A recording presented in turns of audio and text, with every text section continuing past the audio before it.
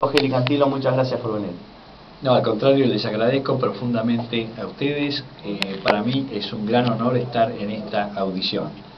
¿Nos podés comentar un poco el origen del Instituto Nacional Juan Manuel de Rosas? El Instituto Juan Manuel de Rosas es la continuación del viejo instituto que se crea en 1938, es decir, tiene ya 72 años de vida.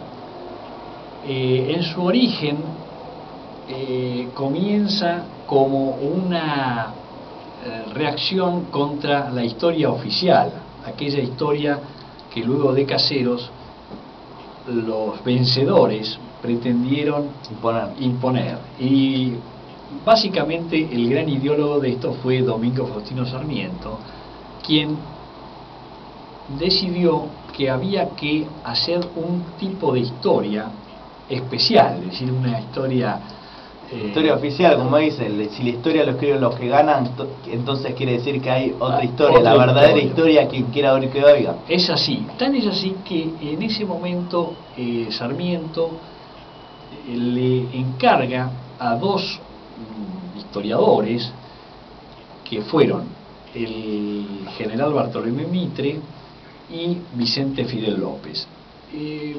Mitre prácticamente hace sus dos grandes obras, la historia de San Martín y la historia de Belgrano, y pretende fundarla con documentos, hacer una historia más seria. En cambio, la de Vicente Fidel López fue una historia más bien de tipo relatos, opiniones personales, y sobre todo anécdotas, en fin, toda una serie de temas que obviamente él conocía como hijo de Vicente Fidel López, ¿no? y toda la historia, en fin, que él había vivido, ¿no es cierto?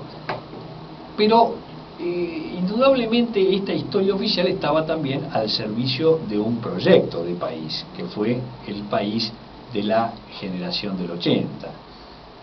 En cambio, con el tiempo, esto se fue desvirtuando y, como bien decías, se fue buscando realmente qué había ocurrido en la época, sobre todo de la Confederación Argentina, que fue totalmente borrada y execrada por esta historia oficial. Ahí surge el revisionismo histórico.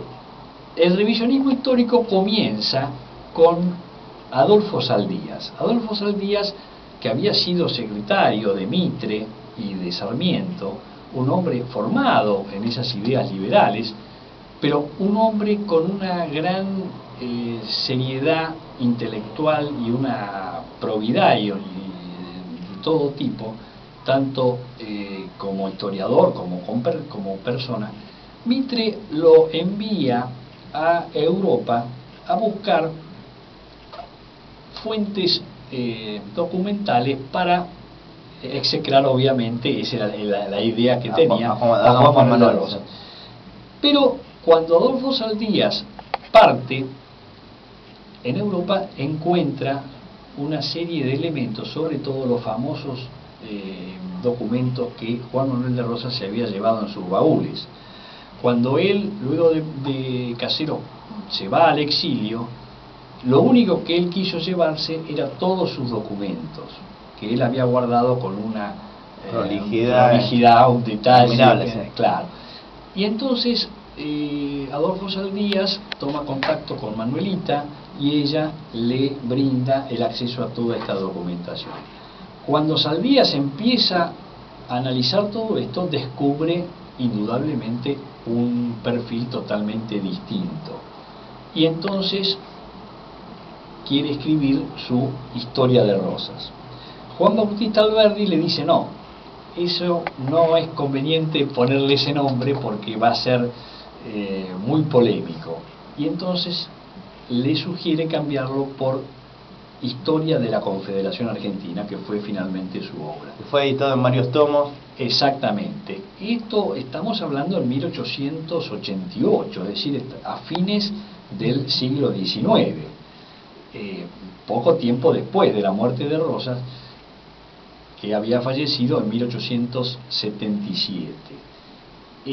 Cuando aquí se quiso hacer una misa por el alma de Rosas, eso fue un escándalo, porque indudablemente no se le permitía ni siquiera celebrar un oficio religioso. Porque era muy religioso don Juan Manuel. Por supuesto, él fue uno de los hombres que siempre creyó y apoyó a la Iglesia. Tan es así que de su propio peculio él fundó varias iglesias, varios templos, continuó con la Catedral de Buenos Aires, que había sido interrumpida las obras, en fin, fue un hombre que realmente permitió la vuelta de los jesuitas, en fin, una persona que tuvo una gran apoyo a toda la parte religiosa. ¿Cómo era la relación de Rosas con San Martín? Recordemos que San Martín le legó el sable que usó en la campaña de la Independencia. San Martín y Rosas nunca tuvieron una relación personal. No nos olvidemos de que San Martín parte al exilio en 1824, de modo que no hubo tiempo de que tuvieran un conocimiento directo.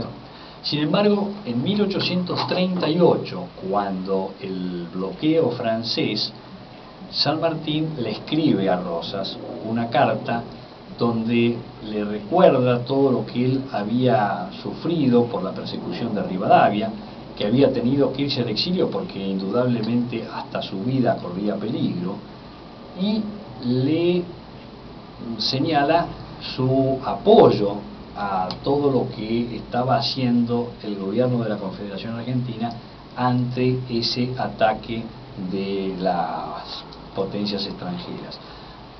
Tan es así que el mismo San Martín se pone a disposición de Rosas y se ofrece a venir a Buenos Aires y a luchar a su favor.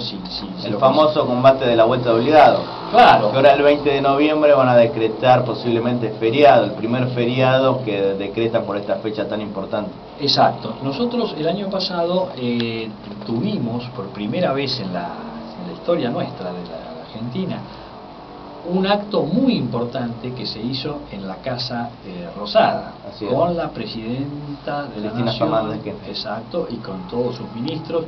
Fue realmente emocionante, una conmemoración de la Vuelta de Obligado, porque realmente ahora que estamos en el bicentenario, ¿no es cierto?, han pasado ya 200 años de la Revolución de Mayo y de tantos avatares de nuestra historia, ¿no es cierto? Ya la figura de Rosas está reconocida. Yo creo que esta personalidad ilustre de la Argentina o de la hispanidad, no, seguro, porque tan es así que Rosas, lo mismo que San Martín, que Bolívar, que Artigas, que Dorrego, ellos tenían un criterio que iba más allá de las actuales fronteras de nuestro país. Es decir, ellos concebían el sistema americano, es decir, la unión de todos los pueblos de América. Esto es realmente muy importante si tenemos en cuenta que lamentablemente luego, por los intereses de las grandes potencias, sobre todo Inglaterra, América terminó dividida en muchos países. Pero Rosas fue uno de los hombres que siempre intentó preservar incluso los límites de lo que había sido el virreinato del Río de la Plata. Desgraciadamente, los liberales, los unitarios, es decir, todos los que tenían un concepto distinto de país y los que pretendían circunscribirse sobre todo que tenían una mirada eurocéntrica y donde concebían que lo importante era el puerto de Buenos Aires y nada más. Del interior. El interior